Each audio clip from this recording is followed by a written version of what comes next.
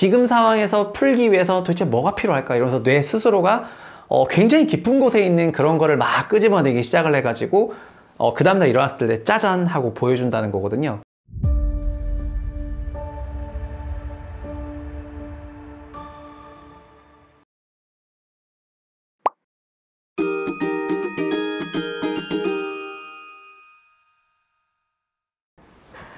안녕하세요. 최상욱의 부동산 신부름센터 센터장 최상욱입니다. 오늘 채북스 코너에서 소개를 해드릴 책은 요즘에 제가 이 주제에 완전히 꽂혀 있거든요. 요즘에 자기계발서를 좀 상당히 많이 읽다 보니까 그 궁극의 자기계발서는 결국 나의 뇌까지 가야 되더라고요. 그래서 지금 뇌과학책을 엄청나게 읽고 있는 이제 그런 상태입니다. 그리고 이 뇌과학책은 처음에는 되게 어려울 줄 알았는데 이런 류의 책을 읽으면 읽을수록 저희가 우리 채북스 코너에서도 다뤘던 많은 여러 가지 책들이 있잖아요. 뭐 클리어 싱킹도 있고 불변의 법칙도 있고 이런 여러 가지 많은 다른 책들이 있는데 거기서 했던 것들도 다 뇌 과학이랑 연결되는 그런 막 매직 같은 그런 상황을 맞고 있습니다. 그래서 근본적으로 요 장르의 책이 좀 어려운 책이긴 한데 책 한 권당의 그 효용은 엄청나게 좋다고 할까요? 웬만한 자기계발서나 심리학 관련 그런 책을 막 한 10권 정도 읽는 것 같은 그런 효과를 주는 책들이 요 장르의 책인 것 같고요. 그래서 제가 이 뇌과학 분야에서 한참 책을 읽다가 굉장히 좋은 제목의 책이 하나 발견이 돼서 오늘 채북스 코너에서는 그거를 소개해 드리려고 합니다. 책 제목도 굉장히 멋져. 기억은 미래를 향한다 되겠습니다. 이 책은 저자가 두 명인데요. 한나 모리슨하고 마르틴 게스만이라는 그런 이제 두 명의 저자가 썼습니다. 근데 이 두 명의 저자가 구성이 좀 재밌는 게 한나는 뇌과학자고요. 마르틴 게스만은 철학자예요. 그런데 요즘에 좀 흥미로운 거는 최근에 그 인공지능과 관련한 여러 가지 그런 얘기들이 많이 나오다 보니까 이 인공지능의 시대가 되면서 오히려 더 이 철학적인 담론으로 인공지능을 접근하는 그런 시각들이 굉장히 많아지기 시작을 했고, 그리고 인공지능을 다룬다는 건 결국은 어떤 뇌를 다룬다는 부분이 되는 거기 때문에 뇌과학이랑 철학이 만나는 거는 필연인 것 같습니다. 마치 아파트로 치면 주상복 합이야. 그래서 그 둘이 만나서 책을 썼는데 다른 사람들이 다 조롱을 했다 하더라고요. 둘이 책을 쓴다고 하니까. 물고기하고 새가 어떻게 같이 사랑하냐 뭐 이런 식의 조롱을 해가지고 그런 것들을 반박하면서 썼습니다.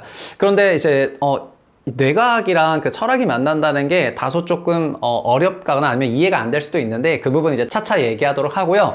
오늘 제가 이 책을 소개해야 되겠다고 생각이 들었던 거는 일단은 제목 자체가 너무 제가 갖고 있는 통념이랑 달랐기 때문이에요. 우리가 생각할 때 기억이라는 거는 과거를 뭔가 저장해 두고 회상을 하면서 컴퓨터로 치면은 하드 드라이브 같은 그런 스토리지라는 그런 생각을 했었는데 최근에 뇌과학에서 말하는 기억이라는 거는 하드 드라이브가 아니고요.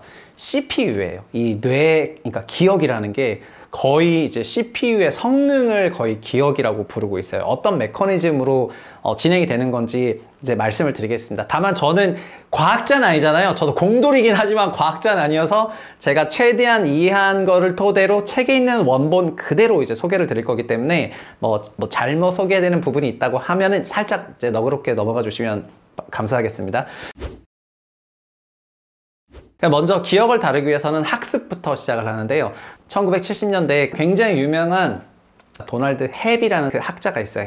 학습이 이루어지는 과정에서는 뇌세포 2개 이상이 연결돼서 점화가 될 때 그때부터 학습이 이루어진다고 얘기를 해요. 그 2개가 점화된다는 게 어떤 느낌이냐면은 기억이랑 낫을 이렇게 같이 놓으면은 그 2개가 연결이 되면 기억낫 약간 이렇게 되는 거잖아요. 이런 거가 약간 연결을 통해 가지고 뇌세포가 빵 점화되는 그런 상태거든요. 전기적인 신호든 화학적인 신호든 뇌세포가 그 2개 이상이 동시에 점화가 되면서 이제 사람이 학습이 됩니다. 근데 그 학습도 사실 그래서 그냥 되는 건 아니고 계속해서 반복적으로 무언가를 보거나 외우면은 그 점화 과정을 거치게 되면서 이제 학습이 되긴 하는데, 그래서 학습도 잘 하기 위해서는 뭐 몇 가지 팁들이 있습니다. 그래서 이 책은 어떻게 보면은 자녀를 키우는 또 학부모들이 읽어서 또 좋은 책이야. 그러니까 우리 애들한테 책상에만 앉아서 공부해라 이런 게 아니라 막 조건들을 주는 거예요. 여러 조건이나 상황이나 그 다음에 다른 거랑 연계해 가지고 학습 능력을 향상시키는 그런 내용도 여기 좀 많이 들어있기 때문에 이제 같이 보시면 좋겠습니다. 어쨌든 자, 학습을 했다고 할게요. 학습을 하고 나면은 그 학습된 거가 결국에는 우리 대뇌피질이라고 불리는 부분에 저장이 돼야 되는데요. 이 대뇌피질의 저장 용량은 사실상 현재의 컴퓨터 저장 용량보다도 소위 수천 배 크기 때문에 우리 인간이 경험할 수 있는 거의 무한한 어떤 것들을 머릿속에 일단 다 집어넣을 수가 있습니다. 대뇌피질에. 그 다음에 학습뿐만 아니라 나중에는 경험이라던가 감정을 통해서도 기억들이 이 대뇌피질에 쌓이게 되는데 이 캐파 자체는 근본적으로 무제한이다. 이렇게 생각을 하시면 되겠습니다. 근데 학습된 정보가 우리가 잠을 자는 사이에 이 해마 조직을 통해 가지고 그 안에서 이 대뇌피질에 박히는 그런 과정이 일어나게 되는 건데요. 그래서 요즘 뇌과학에서 얘기하는 거는 꿈을 꾸는 과정에서 그리고 잠을 자는 과정에서 낮에 있었던 것들이 이제 대뇌피질에 들어간다 이런 얘기를 합니다. 근데 이걸 어떻게 알고 있냐고요? 책에서는 그래서 쥐를 가지고 실험한 얘기를 해요. 쥐 뇌에 굉장히 복잡한 전선들을 막 연결한 다음에 그 쥐를 가지고 미로를 돌게 하거든요. 근데 쥐가 코너에 부딪힐 때마다 그 뇌세포의 어떤 부분이 점화가 됐어요. 코너에 딱 부딪히니까 아 여기가 이제 코너구나 하고 쥐가 느낀 거죠. 그래서 코너에 부딪히면 부딪힐 때마다 계속해서 점화되는 부위가 있어 가지고 그런 것들을 다 기록을 했어요. 근데 밤이 되니까 쥐가 자잖아요. 쥐가 자는데 실험자들이 깜짝 놀라요. 왜 깜짝 놀라면은 수면 중에 그 낮에 쥐가 그 뇌세포 부분이 점화했던 그 위치 그대로 수면 중에 또 점화를 하는 거예요. 그러니까 자고 있는데 그 부딪혔던 그대로 그냥 또 점화를 하는 건데요. 더 놀라운 거는 그 점화 속도가 낮에 움직였던 속도의 9배에서 20배 빠르게 점화를 했다는 거예요. 그러니까 꿈속에서는 쥐가 우사인 볼트 속도로 달렸다는 겁니다. 시속 40km로. 그러니까 사실 현실에서는 천천히 갔는데. 그리고 그 과정을 어마어마하게 빠르게 반복을 하면서 나중에 어떻게까지 되냐면은 다른 미로를 헤매던 때의 그 패턴까지도 회상을 통해서 꺼내오기 시작하고 그래서 그런 기억들을 다시 대뇌피질에 계속해서 박는 그 과정이 있었다는 겁니다. 그래서 꿈을 꾸면서 우리가 학습했던 것들이 그 대뇌피질에 들어가고 그게 기억이 되는 그 과정이 잠자는 과정이 엄청나게 일어난다는 걸 얘기를 하면서 그래서 사람들 중에서도 그런 케이스들이 조금 있으시잖아요. 낮에 뭘 엄청나게 고민을 했는데 아무것도 생각이 안 나다가 그냥 자고 일어났더니 번떡 이렇게 그렇게 생각나는 그런 경험이 있으시다면은 거의 머릿속에서 이것처럼 똑같은 과정이 이제 반복됐다고 생각하시면 돼요. 어떤 과정? 낮에 있었던 일을 정말 수십 번 시뮬레이션을 계속 하면서 뇌가 그 과정들을 계속 반추를 하고 그런 과정에서부터 반추되는 것들을 이제 대뇌피질에 넣기 시작을 하면서 이제 스토리지를 이제 꽉 채우게 되고 그 CPU의 연산력을 늘리는 그런 과정으로 들어갔다는 겁니다. 그리고 책의 결론처럼 기억이 미래를 향한다는 거는 이 기억이라는 거는 단순 저장이 아니고 CPU처럼 우리가 삶을 살아가는데 풀어야 되는 문제를 어떻게 풀어야 되는지 이 뇌가 내가 저 문제를 풀려면 어디 있는 놈을 꺼내야 되더라 이러면서 정말 CPU처럼 요거면 되나 이러면서 따다다다다 꺼내가지고 그거를 우리에게 꺼내놓는 방식으로 이제 작동을 한다는 거거든요. 그렇기 때문에 저자는 기억이라는 게 그냥 과거에 대한 그런 정보나 이런 내용이 아니라 대뇌피질에 박혀있는 여러 가지 기억 종류들을 통해 가지고 결국 우리가 현실에서 겪는 여러 가지 문제들을 푸는 삶의 조력자가 기억이다. 이런 매우 전향적인 주장을 하게 됩니다. 그게 이 책의 이제 코어가 되겠습니다. 이제 기억으로 들어가 보겠습니다. 이제 기억을 얘기하면 학습을 통해 가지고 대뇌피질에 박히는 학습 기억이라고 하는 그런 부분을 다뤘는데요. 근데 인간은 그 학습을 통한 기억보다 더 근본적인 방식으로 뇌를 발달시켜 왔는데 그거는 바로 감정입니다. 감정. 그리고 경험 기억이라는 것도 있는데요. 그래서 두 가지를 말씀을 드리겠습니다. 경험 기억이라는 건 뭐냐면은 학습을 하지 않더라도 자동으로 대뇌피질에 박히는 기억을 경험 기억이라고 합니다. 경험이라는 거는 내가 저거를 공부해서 이렇게 해야지 라는 과정이 필요 없어요. 그냥 꽂혀버려요, 여기에. 그래서 무제한적으로 경험이 이제 저장이 되게 되고요. 그리고 더 강력하게 꽂히는 게 뭐냐? 감정 기억이라는 건데 우리가 과거에 굉장히 좋았던 일, 슬펐던 일, 막 여러 가지 감정들이 있잖아요. 그런 감정들은 거의 그냥 곧바로 꽂혀버려요. 그래서 감정은 거의 까먹지가 않습니다. 사실 이거는 우리가 살면서도 많이 느끼지 않습니까? 누가 나한테 되게 서운한 말을 했다 이런 것들을 항상 기억하고 있잖아요. 그래서 제가 지난 시간에 다뤘던 그 클리어 싱킹에서 했던 게 뭐냐면은 인간이 감정이 동물이기 때문에 감정에 문제가 생겨서 남에게 굉장히 서운한 말을 했을 때 그 서운한 말을 메우기 위한 엄청나게 많은 시간이 든다 이런 얘기를 했었는데 뇌과학적으로 얘기를 하면은 그 서운함은 극복할 수가 없어. 왜냐하면 그걸 들은 사람은 영원히 기억하기 때문이거든요. 그래서 감정적으로 상대방에게 실수를 하게 되는 것은 정말 피해야 되는 이제 그런 일이라고 하겠습니다. 근데 그렇다면은 우리가 학습을 통해 가지고 배우는 기억보다 경험이나 특히 감정 매우 강력하거든요. 그거가 뇌에 더 잘 기억되는 그런 메커니즘으로 뇌가 진화를 했다면은 그럼 우리 인간에게 감정이 훨씬 더 중요한 어떤 그 생존의 수단이 됐다는 거를 이제 의미하는 거잖아요. 왜냐하면은 다른 부분이 더 중요했다면은 그 부분이 이제 발달했을 거니까요. 그래서 뇌과학의 그 방향은 어떤 방향으로 가게 되냐면은 결국 인간은 아이러니하게도 합리나 이성이나 학습이나 등등 그런 부분도 있지만 그럼에도 불구하고 사회적인 동물이기 때문에 감정을 가지고 있고 그리고 그 감정의 존재로 인해 가지고 그 감정 기억을 강렬하게 경험을 하게 되면은 그 강렬한 감정 기억으로 인해서 어떤 다른 행동 패턴이 나올 수도 있다 이런 말을 하는 겁니다. 그래서 이런 일화 기억이라든가 감정 기억이라든가 이런 용어들은 우리 불변의 법칙에서 상처는 남으로도 흉터는 남는다 이 챕터를 기억하실 텐데 파블로프의 개가 학습을 했지만 거기에 엄청난 일화 기억, 폭우가 치는 그런 일화 기억을 한번 경험해 버리니까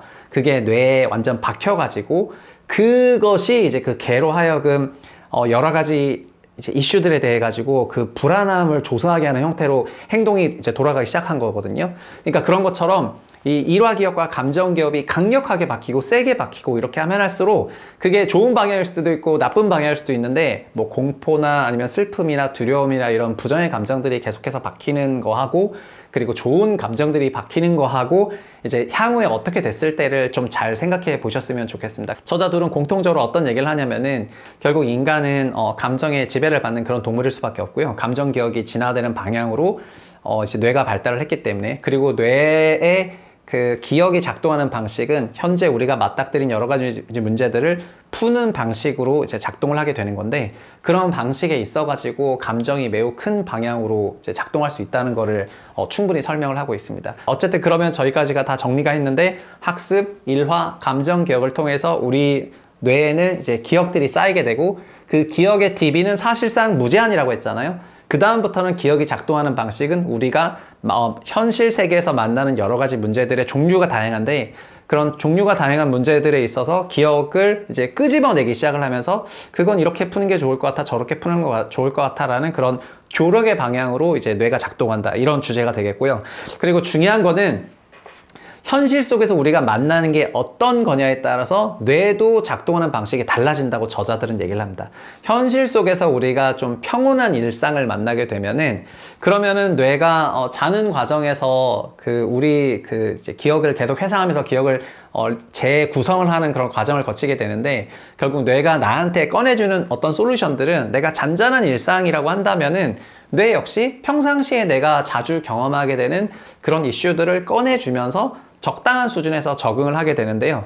내가 현실에서 만나는 게 지금 굉장히 급격한 상황이고 엄청나게 위험한 상황일 수도 있고 무서운 상황일 수도 있고 뭐 소위 한계 상황에 다다르게 되면은 뇌는 수면 중에 어떤 식으로 작동하냐면은 자기가 그동안 쌓았던 모든 그 기억 DB를 전부 막 뒤져가면서 지금 상황에서 풀기 위해서 도대체 뭐가 필요할까 이러면서 뇌 스스로가 굉장히 깊은 곳에 있는 그런 거를 막 끄집어내기 시작을 해가지고 그 다음날 일어났을 때 짜잔 하고 보여준다는 거거든요. 그래서 제가 영상 서두에 굉장히 많은 여러 가지 고민을 했다가 잠결에 그 문제가 풀렸던 경험이 있는 사람이 있냐 이렇게 물어봤었는데 마찬가지로 어렵고 복잡하고 지금 내게 처한 상황이 힘들면 힘들수록 기억은 그런 방식으로 작동을 한다는 거예요.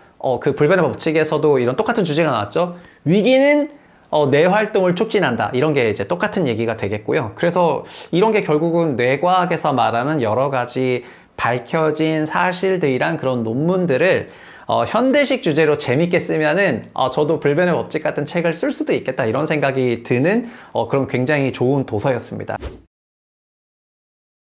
그래서 이 책은 사실 이걸로 끝나는 게 아니라 철학가랑 만났잖아요. 그래서 그 뇌과학이 철학이랑 만나는 그 접점에서 인공지능론이 나오는 게 소위 책의 하이라이트 부분이 되겠습니다. 근데 이 하이라이트 부분은 책을 한번 도서관이나 아니면 서점에 가서 한번 보시라는 뜻에서 이제 오늘 영상에서는 다 말을 안 해줄 생각이야.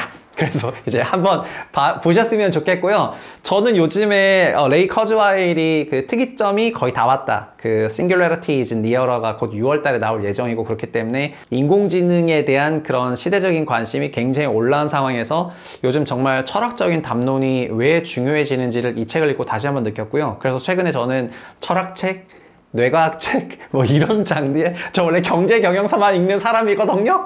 근데 다른 장르의 책을 읽으면서 그래도 원래 과학은 좋아했으니까 그래서 요즘에는 그런 지적 유의를 느끼고 있습니다. 그리고 뇌과학책도 그러니까 난이도별로 좀 단계들이 몇 개 있는데 그런 난이도별로 이렇게 한 챕터씩 이렇게 점령해 나가신다면은 정말 어디 나갔을 때 굉장히 상식이 풍부하고 그 다음에 뭔가 인간을 통달한 것 같은 그런 식의 발언들을 몇 개 던질 수가 있거든요. 야, 그거는 너가 왜 그런 거냐면은, 왜 무서운 거냐면은, 그건 편도체가 그 뇌에 미치는 영향이 더 크기 때문이야. 갑자기 편도체? 막 이런 게 나오는 거고.